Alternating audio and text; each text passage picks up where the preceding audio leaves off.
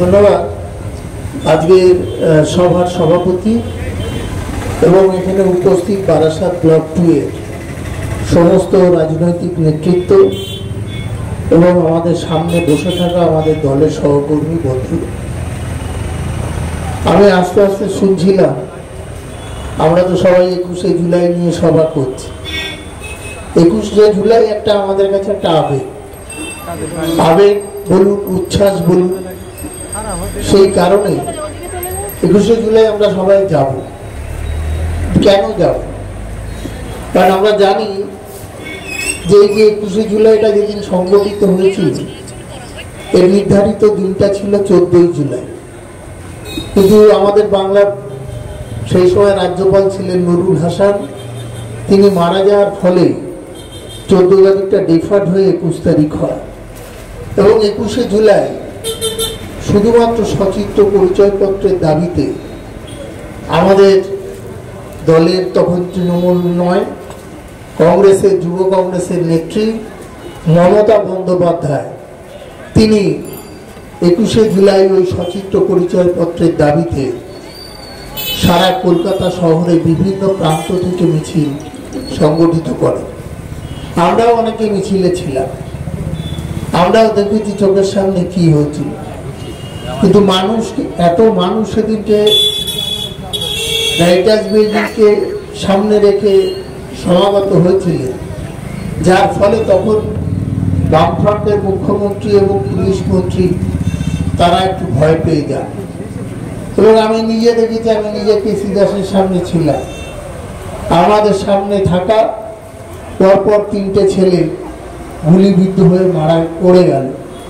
আমরা ওই দেখে সামনে যে অবস্থা, সামনে এগোনো যাচ্ছে না, লোপাতাড়ি গুলি চালাচ্ছে পুলিশ।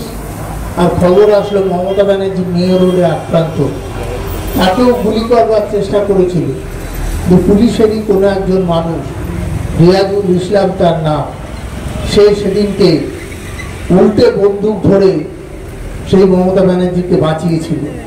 বলেছিল আর যাই করুক মমতা ব্যানার্জিকে গুলি করতে দেবো না।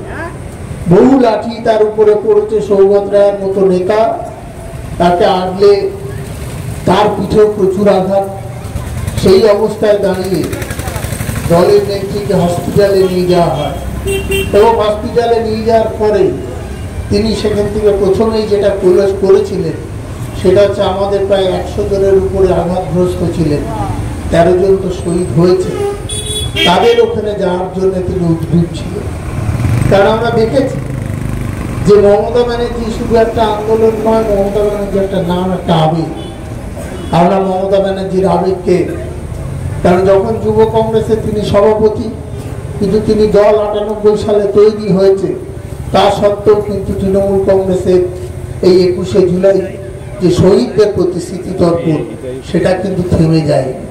কারণ এদের মাঠ উপরে দাঁড়িয়ে আমাদের পরবর্তীকালে সিঙ্গুর হয়েছে, নন্দীগ্রাম হয়েছে, নেতাই হয়েছে, বহু আন্দোলন সংগঠিত হয়েছে। মমতা ব্যানার্জি 26 দিন কলকাতার বুকে অনশন করেছে, তারই ফলস্বরূপ 11 সালে বাংলার মানুষ আমাদেরকে নতুন করে মমতা ব্যানার্জিকে মুখ্যমন্ত্রী করবার শপথ নিয়ে মুখ্যমন্ত্রী হিসেবে শপথ নিয়েছিল। অর্থাৎ আমাদের কাছে একটা 21শে জুলাই আজকে কোর্ট থেকে অনেক কিছু বলেছে, সকাল 8টার মধ্যে মিছিল করতে হবে, 11টার পরে মিছিলে যাওয়া যাবে হাইকোর্ট চত্বর, 11টা থেকে 9টা থেকে 11টা অবধি সেই অঞ্চলে কেউ যেতে পারবে না, অনেক বিধিনিষেধ আরোপ করেছে। কারণ এবং মামলাটাকে জিইয়ে রেখেছে যে আগামী দিনে যাতে আমরা 21শে জুলাই ধর্মতলায় না করতে পারি, এটা বলা শুরু করেছে। কারণ তারা জানেন যে মমতা ব্যানার্জির যে ভিড় সেটাই 21শে জুলাইয়ের এই শহীদ আন্দোলনের থেকে শুরু হয়েছিল। কিন্তু আজকে পরিস্থিতি একটু বদলেছে। আমি দেখছিলাম আসার সময় আমি প্রধানমন্ত্রীর ভাষণ শুনছিলাম, তিনি বাঙালির অস্মিতাকে নিয়ে বক্তব্য রাখছিলেন। আমার আগে মিঠু এখানে বলছিল, দেখুন এই বাংলায় 1905 সালে যখন বঙ্গভঙ্গ আন্দোলন হয়েছিল, তখন সেই বঙ্গভঙ্গ যাতে না হয় তার জন্য মাঠে নেমেছিলেন রবীন্দ্রনাথ ঠাকুর। সেই রবীন্দ্রনাথ ঠাকুর সেদিনকে দাঁড়িয়ে এই বাংলা বিভাজনের বিরুদ্ধে লড়াই করেছিলেন। আজকে আমাদের তাদের কাছ থেকে শুনতে হচ্ছে বাঙালি অস্মিতার কথা। এই বাংলায় দাঁড়িয়ে নেতাজি সুভাষচন্দ্র বোস, যিনি বাংলার বুক থেকে দাঁড়িয়ে এখান থেকে পাড়ি দিয়ে এলগিন রোড থেকে পালিয়ে যে জাপানে রাসবিহারী বসুর নেতৃত্বে আজাদ হিন্দ ফৌজ তৈরি করে ভারতবর্ষের বুকে স্বাধীনতা আন্দোলন তৈরি করবার চেষ্টা করেছিল। এই বাংলায় ক্ষুদিরাম প্রফুল্ল চাকিরা গলায় দড়ি দিয়ে ফাঁসি দিয়েছিল। এখানে বিনয় বাদল, দীনেশরা চার্লস টেগার্টকে মারবার জন্য আমাদের রাইটার্স বিল্ডিং এর অলিন্দে গেছিল। এদের কাছ থেকে আমাদের বাঙালি অস্মিতা শিখতে হবে। এরা চেষ্টা করছে সারা ভারতবর্ষের প্রায় প্রত্যেকটা রাজ্য থেকে, মহারাষ্ট্র বলুন, গুজরাট বলুন, উড়িষ্যা বলুন, মধ্যপ্রদেশ বলুন, সেখানে বাংলায় শুধু কথা বলাটা অপরাধ। আমরা জানি না বাংলায় কথা বললে অপরাধ হয় কিনা। সেই বাঙালিদের ওখান থেকে পুশব্যাক করে দিচ্ছে, বাংলাদেশে পাঠিয়ে দিচ্ছে। বাংলায় কথা বললেই বাংলাদেশে, এ কোন ধরনের দ্বিচারিতা? সারা ভারতবর্ষ জুড়ে বাংলার ভাষা আমাদের সংবিধান স্বীকৃত। সেই বাংলা ভাষার পরে যারা বাংলায় কথা বলছেন তাদের বিরুদ্ধে উৎপীড়ন হচ্ছে।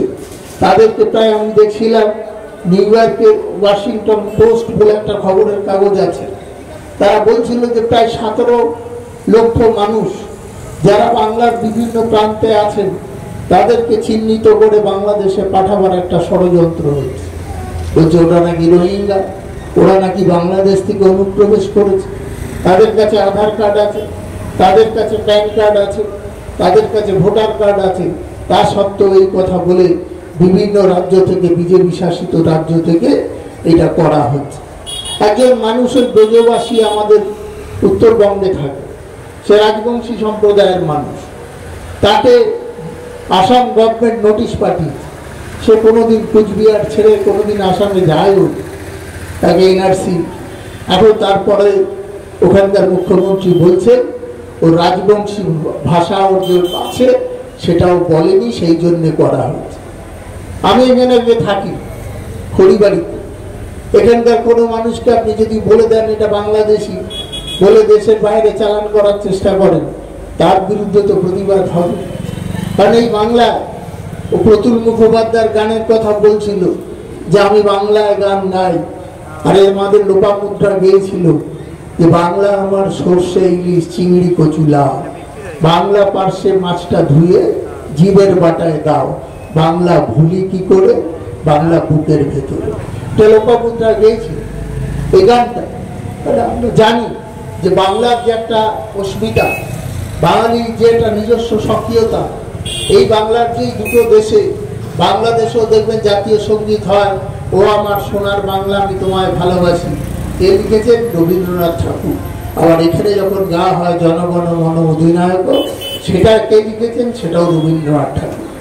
এই দুই বাংলা, একদিকে বাংলা আমাদের রবীন্দ্রনাথ ঠাকুর, আর একদিকে নজরুল। অন্নদা সম্প্রদায় বলেছিলেন যে সব কিছু ভাগ হয়ে গেছে, বিলকুল ভাগ হয়নি তো নজরুল, ওপারেও আছেন এপারেও আছেন, তিনি লিখতে পারেন কারা নেই লৌহ কপাট, ভেঙে ফেলতে ওঠে লোপাট। এই গান যিনি গেয়েছিলেন স্বাধীনতা আন্দোলনে, তাদেরকে সেই আমাদেরকে অস্তিত্ব বজায় রাখবার জন্য পরিচয় দিতে হবে। আপনারা জানেন যে বাঙালিদের নিয়ে একটা নতুন করে খেলা চলছে।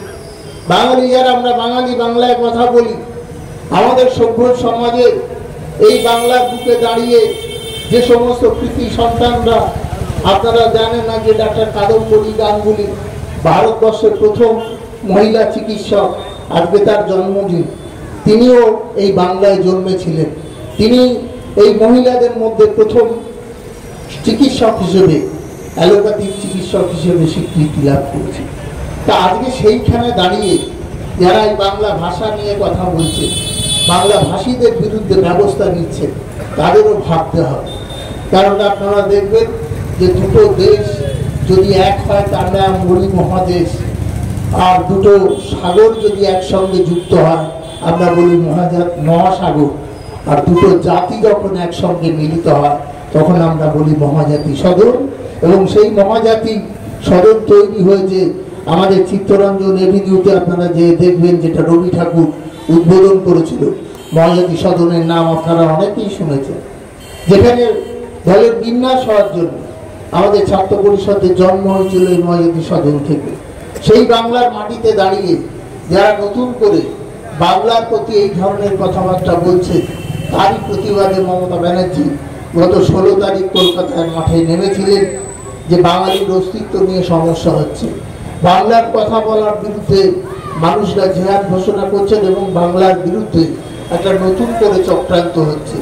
আমি আজকে দেখলাম প্রধানমন্ত্রীর গলাতেও সেই সুর, তিনিও বলছেন যে আমাদের থেকে বড় বাঙালি অস্মিতা কেউ বোঝেননি, আমরা বড় বাঙালি অস্মিতা এখানে শ্যামাপ্রসাদ মুখার্জি জন্মেছে, তিনি তাদের এক সময় জনক ছিলেন জনসংঘে, তিনি এই বাংলার লোক, তিনি তারা আজকে সেই বাংলা নিয়ে বিভিন্ন কথাবার্তা বলছে।